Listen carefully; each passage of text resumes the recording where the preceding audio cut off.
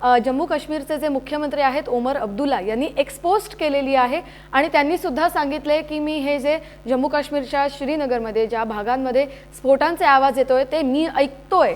हे काय चाललंय, युद्धबंदीचं काय झालं, श्रीनगरमध्ये स्फोटांचे आवाज पुन्हा कसे काय येऊ लागले, असा सवाल ओमर अब्दुल्ला यांनी केलेला आहे। सतीशजी, नक्कीच जर जम्मू काश्मीरचे मुख्यमंत्री अशा प्रकारचे ट्विट करत असतील तर हे नक्कीच एक प्रकारे जे आहे म्हणजे ऑथेंटिक अशा प्रकारची ही बातमी आहे।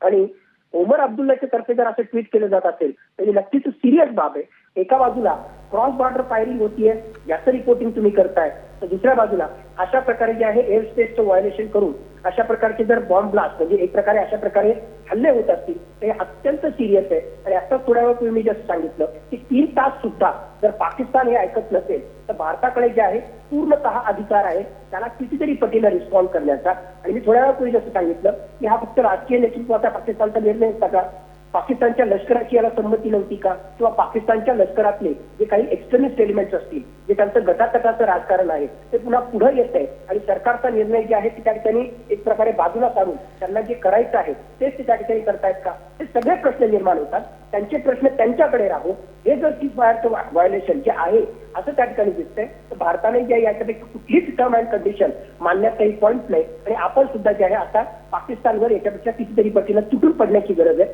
कारण कारवाई त्यांनी तशा प्रकारची केलेली आहे आणि आम्ही जशाच तसं कारवाई करण्यासाठी आता मोकळे झालेलो आहोत। नक्कीच आपण पाहिलं आता हा पाकिस्तानकडून शस्त्रसंधीचं उल्लंघन केलं गेलेलंच आहे, यानंतर भारताचं काय पाऊल असू शकतं?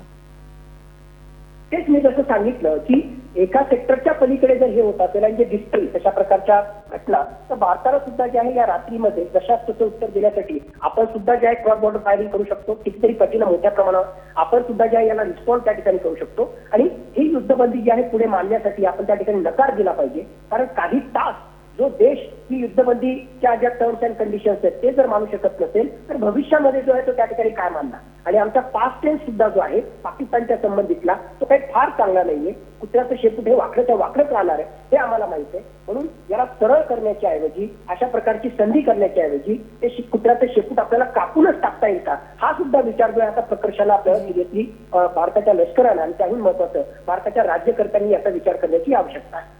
नक्कीच धन्यवाद सतीशजी, तुम्ही आमच्याशी बोललात त्यासाठी। आपण पाहतोय की आज संध्याकाळी शस्त्रसंधी